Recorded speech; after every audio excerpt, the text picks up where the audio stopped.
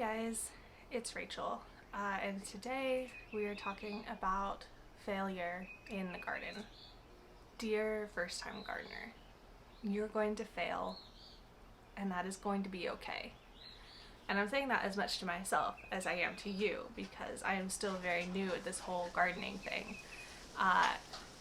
So today I want to talk to you about a particular failure that I experienced recently and talk through how I'm dealing with it, how I'm going to recover from it, and make the best of this as a learning experience. So those of you who've been following me for a while now know that I was very apprehensive about my radishes this year. Way back in January when I planted them, I thought I had made this horrible mistake planting them too soon because it took them forever to sprout. I was like, oh my gosh, it's too cold. I've definitely killed them or I've molded them. Something has gone wrong. And then after way too long, they finally sprouted. And there were a lot of them and they looked great. And I was like, wow, maybe this is going to be okay after all.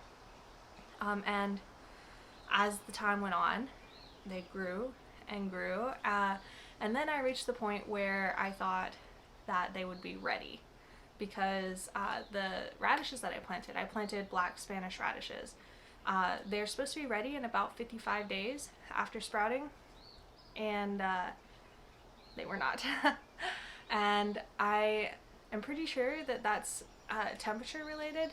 I'm pretty sure it's not nutrient related because I am using some fertilizer that I have seen really good results with overall, and it actually comes from MI Gardener, and I do really trust him when he says that it should be good enough on its own as a fertilizer for the whole season. So I was using the trifecta fertilizer from MI Gardener, so I was pretty sure it wasn't a nutrient deficiency, but I was thinking maybe it was a temperature thing because it was been very cold and plants grow slower in the cold.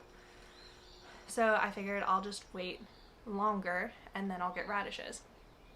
And then I went out yesterday and I saw that my radishes had started to bolt.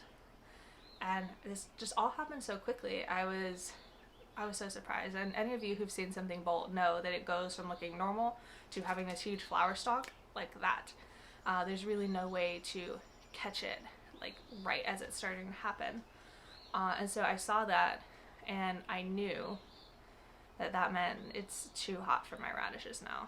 It's just too hot. We've had a few days in the high 70s, a couple of days in the low 80s now. And actually today is a little bit of a cold snap. It's only a high of 65 today. But yeah, so my radishes bolted, and when I saw that, I was like, oh no, I'm not going to get any radishes. Because what happens when a plant bolts or goes to seed, especially something that we harvest for the leaves or the roots, it basically redirects all of its energy into that flower stalk. It's like, it is time for me to reproduce and nothing else matters. And then basically any root or leaf of that plant becomes almost inedible. It depends what it is, but in general, you don't want to eat something that's gone to seed because it's going to taste a lot more bitter than it might have. And my radishes didn't have roots for me to try and eat anyway. All of them were still itty bitty little roots. You could barely see them turning black, honestly, as they should be black radishes. So that was very disappointing. And at this point, there's not really much I can do to save them, not much I can do to still get radishes. So what am I doing to deal with this failure? And what should you do when you inevitably experience failures or make mistakes in the garden? Because it will happen.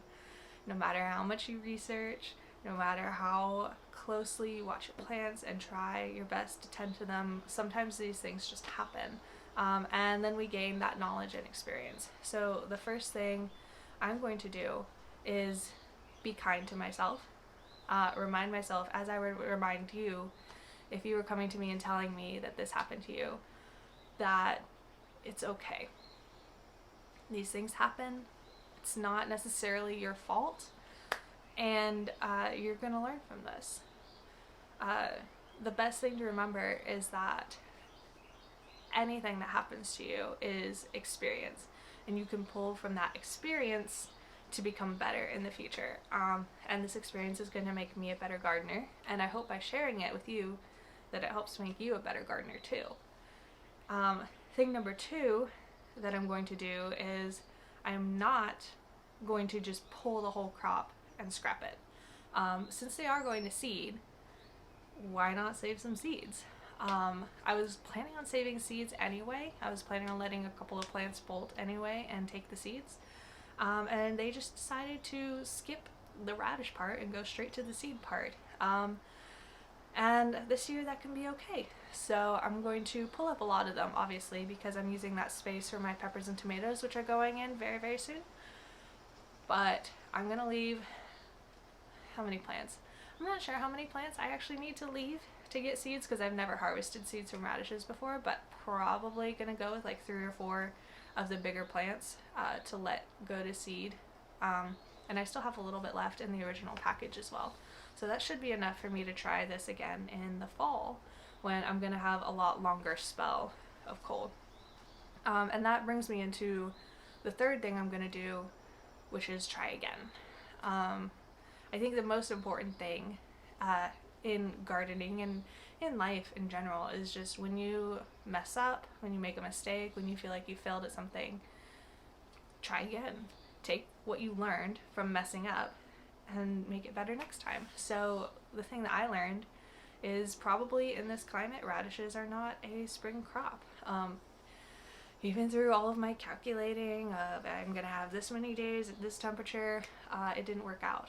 And I think in the fall, since I do live in a mild climate, I live in upstate South Carolina, which I think is zone 7B, I think that the winter is going to be mild enough that I'm going to be able to grow radishes starting in the fall and going into the winter. And I think if our winter is as mild as it was last year, then I should get a bumper crop of radishes, and I'm going to try all sorts of things over winter. If it does well in the fall, I'll probably try again over the second half of the winter. So we'll just see how all of that goes. And the last thing that I'm going to do is I'm going to get myself excited about the next thing that I'm doing. I'm going to try really, really hard not to dwell on the failure, because like I said, these things are always going to happen, and it's not going to do me any good to dwell on the feeling of disappointment in myself. So I'm going to look forward to the next crop. Thank you guys for watching today. I hope that this is helpful to you. I hope that I was able to encourage some of you who may be experiencing similar failures, and especially those of you who are super new at this. I know how disheartening it can be to see that happen. I've known a lot of people in my life to kill a plant and then immediately call themselves a black thumb, telling me that they can't grow plants. And I will tell you, I've killed my fair share of plants. You are not a black thumb. You can do this. And I will see you here next time, guys. Happy gardening until then.